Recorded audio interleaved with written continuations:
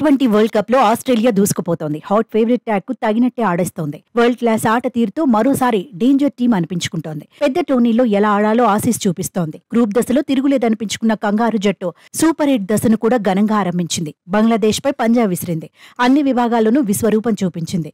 North sound లో toss గెలిచిన Australia bowling కే మొగ్గు చూపింది. కెప్టెన్ మార్ష్ నిర్ణయం సరైందే అనుకునేలా బౌలర్లు చెలరేగారు. ఆరంభం నుంచే బంగ్లా బ్యాటర్స్ ను బెంబేలెత్తించారు. వేసిన మూడో బంతికి స్టార్క్ మాయ చేశాడు. అద్భుతమైన డెలివరీతో తంజిద్ హసన్ ను పెవిలియన్ కు పంపాడు. ఈ దశలో షంటో, లిటన్ దాస్ కూల్ గా ఆడే ప్రయత్నం చేశారు. స్కోర్ ను 50 పరుగులు దాటించారు. రెండో వికెట్ కు 58 పరుగులు జోడించాక లిటన్ దాస్ పెవిలియన్ చేరాడు. కాసేపటికే రిషద్ హుస్సేన్ అవుట్ అయ్యాడు. ఈ టైంలో హృదయ్ నిలబడ్డాడు.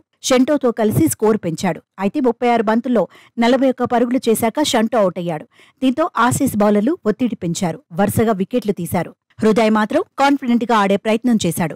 కానీ కమిన్స్ దెబ్బ కొట్టాడు. 18వ ఓవర్లో చివరి 2 బంతులకు వికెట్లు తీశాడు. 20వ ఓవర్ తొలి బంతికి మరో వికెట్ ను ఖాతాలో వేసుకున్నాడు. హ్యాట్రిక్ సాధించాడు. ప్రస్తుత వరల్డ్ కప్ లో తొలి హ్యాట్రిక్ ను నమోదు చేశాడు. దీంతో బంగ్లాదేశ్ కోలుకోలేకపోయింది. చివరకు 20 ఓవర్లలో 8 వికెట్లకు 140 పరుగులు సాధించింది. హృదయ్ 40 పరుగులు చేశాడు. ఆసీస్ బౌలర్లలో కమిన్స్ 4 ఓవర్లలో 29 పరుగులు ఇచ్చి 3 వికెట్లు సాధించాడు. 4 ఓవర్లలో 24 పరుగులు ఇచ్చిన జంపా 2 వికెట్లు సొంతం చేసుకున్నాడు.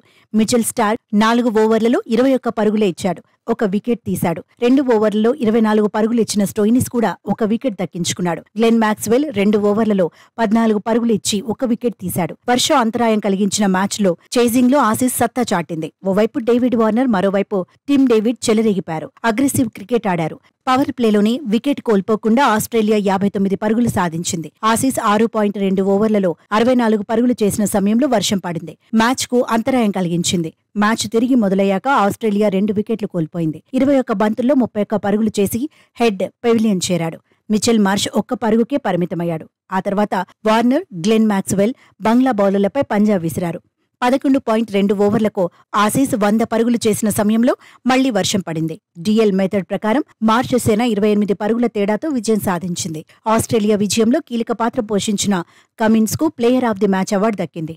మెరుగైన రన్ రేట్తో గ్రూప్ 1లో ఆసీస్ టాప్ ప్లేస్ లో నిలిచింది.